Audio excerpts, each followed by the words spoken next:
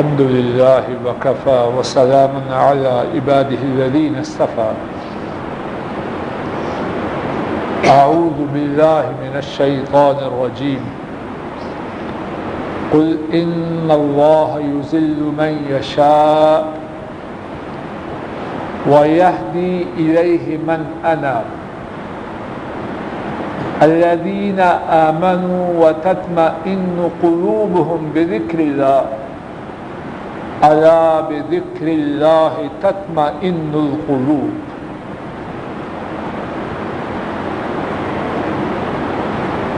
کچھ کام ایسے ہیں کہ کرنے میں اتنے آسان کہ ہمارے تصور سے بھی زیادہ آسان. ان کے کرنے میں نہ محنت ہو، نہ مال خرچ ہو، نہ وقت صرف ہو، اور ان کی شان و عظمت اتنی بلند و بالا کہ ہمارے تصور سے بھی. لیکن افسوس ان کے کرنے والے بہت ہی تھوڑے. ایسے ہی کاموں میں سے ایک سر فہرست کام اللہ کا ذکر کرنا. توجہ فرمائیے، اس پر کیا خرچ ہوتا ہے. میں یونیورسٹی جا رہا ہوں، راستے میں اگر اللہ کا ذکر کرتے جاؤں تو کیا زیادہ وقت خرچ ہوگا؟ گاڑی میں پیٹرول یا گیس زیادہ خرچ ہوگی، یا یونیورسٹی پہنچتے ہوئے وقت زیادہ خرچ ہوگا؟ کیا تکلیف ہوگی مجھے؟ میری آپ کی بیٹی، بہن، بیوی کچن میں کھانے پکا رہی، اگر وہ اللہ کا ذکر کرتی جائے تو کھانا نہیں پکے گا، مرچ تیز ہو جائے گی، ہنڈیا خراب ہو جائے گی. کیا ہوگا؟ کچھ بھی نہیں ہوگا. لیکن میں اپنے آپ سے پوچھوں، کیا میں یونیورسٹی آتے جاتے ہوئے اللہ کا ذکر کرتا؟ میری بیٹی، میری بہن پوچھے، کیا وہ کچن میں کھانے تیار کرتے وقت اللہ کا ذکر کرتی ہے؟ اور اسی طرح باقی انتہائی آسان، اور اس کے کرنے والے بہت ہو. اس کی شان و عظمت کتنی ہے؟ کتاب و سنت میں اس بارے میں 20 باتیں. آج ہم 13واں پارہ جو سن رہے ہیں، اس میں بھی اللہ کے ذکر کی شان و عظمت کے متعلق اللہ مالک نے کچھ بات بیان فرمائی. ابتدا میں قرآن پاک کا جو حصہ میں نے پڑھا، اللہ کریم فرماتے ہیں، قل ان اللہ یذل من یشاء وَيَهْدِي إِلَيْهِ مَنْ أَنَابَ الَّذِينَ آمَنُوا وَتَطْمَئِنُّ قُلُوبُهُمْ بِذِكْرِ اللَّهِ أَلَا بِذِكْرِ اللَّهِ تَطْمَئِنُّ الْقُلُوبُ. آپ فرما دیجئے، بلا شبہ اللہ جس کو چاہیں گمراہ کریں، اللہ ہمیں گمراہ نہ کرے. اور اس کے بعد وَيَهْدِي إِلَيْهِ مَنْ أَنَابَ، اور اللہ اس کو ہدایت دیتے ہیں جو ان کی طرف رجوع کرتا. اچھا، رجوع کرنے والا کون ہے؟ الذین آمنوا وَتَطْمَئِنُّ قُلُوبُهُمْ بِذِكْرِ اللَّهِ، اللہ کی طرف رجوع کرنے والے ان کی دو خصلتیں ہیں، ان کے دو اوصاف ہیں۔ نمبر ایک، وہ ایمان لاتے ہیں اور ان کے دل اللہ کی یاد سے مطمئن ہوتے۔ کیا بات معلوم ہوئی؟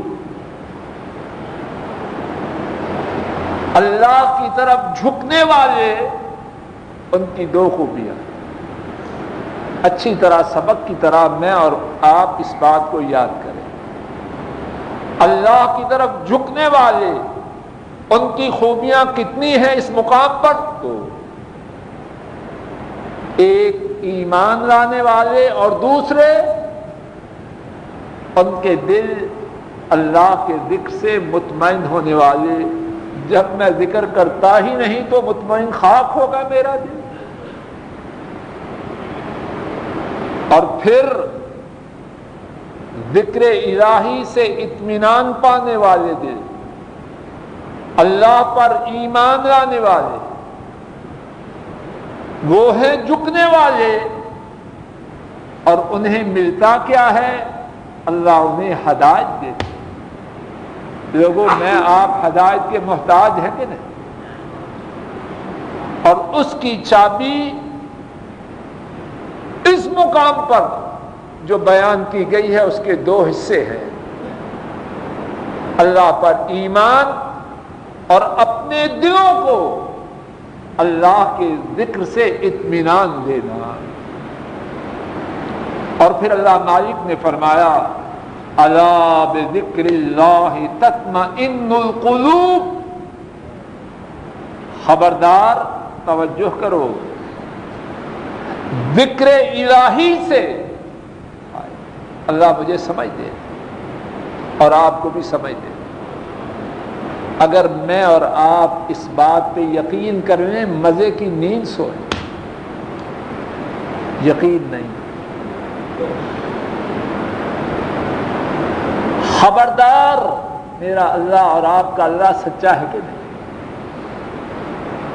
اگر جھوٹ ہے تو ادھر ہے ادھر نہیں، نیچے ہے جھوٹ اوپر نہیں۔ خبردار اللہ کے ذکر کے ساتھ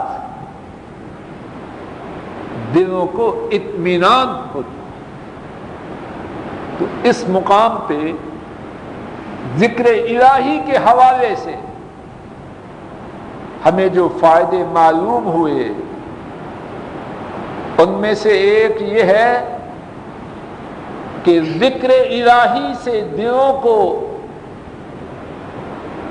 جنہیں اطمینان آئے ان میں ان لوگوں کی خوبی ہے جو اللہ کی طرف جھکنے والے ہیں، اور ان میں ان لوگوں کی خوبی ہے جن کی رہنمائی عرش والے رب کرتے۔ اور ذکر الہی کا دوسرا فائدہ اس مقام پر کہ ذکر الہی سے دلوں کو قرار آتا ہے، دلوں کو اطمینان میسر ہوتا۔ ذکر الہی کی شان و عظمت کے بارے میں قرآن و سنت میں اور بھی بہت کچھ، صرف ایک حدیث اور سن کے آج کی اپنی گفتگو کو ختم کرتا۔ امام ترمذی اور امام ابن ماجہ اس حدیث کو روایت کرتے ہیں۔ حضرت ابو الدرداء رضی اللہ تعالی عنہ اس حدیث کے راوی، ہمارے نبی کریم صلی اللہ علیہ وسلم نے فرمایا الا انبئکم بخیر اعمالکم وازقاها عند ملککم وارفعها في درجاتکم وخیر لکم من انفاق الذهب والورق وخیر لکم من ان تلقوا عدوکم فتضربوا اعناقهم ويضربوا اعناقكم۔ فرمایا نبی کریم صلی اللہ علیہ وسلم کیا میں تمہیں ایسا عمل نہ بتلاؤں جو تمہارے اعمال میں سے بہترین ہے، دی بیسٹ، تمہارے اعمال میں سب سے اچھا؟ ذرا انگلیاں باہر نکالنا کیونکہ بات ایک نہیں زیادہ ہے۔ منیر صاحب، نمبر 1 کیا ہے؟ دائیں ہاتھ کی انگلی۔ چاچا جی تو ہی چھٹو ملتا، جو تمہارے اعمال میں سے سب سے اچھا۔ نمبر 2 وَأَزْقَاهَا عِنْدَ مَلِكِكُمْ، تمہارے مالک کے ہاں سب سے زیادہ پاکیزہ ہے، کچی بات نہیں ہے۔ نمبر 3 وَأَرْفَعَهَا فِي دَرَجَاتِكُمْ، تمہارے درجات کو سب سے زیادہ اونچا کرنے والا، شوٹ کر جاؤ گے آسمان کی بلندیوں کی طرف۔ نمبر 4 وَخَيْرٍ لَكُمْ إِنْ إِنْفَاقِ الذَّهَبِ وَالْفِضَّةِ، تمہارے لیے سونے اور چاندی کے اللہ کی راہ میں خرچ کرنے سے بھی اعلیٰ ہے۔ نمبر 5 اور تمہارے لیے اس سے بھی اعلیٰ ہے کہ اللہ کی راہ میں جہاد کے لیے نکلو، دشمن کی گردنوں کو کاٹو اور اپنی گردنوں کو اللہ کی راہ میں قربان کرو۔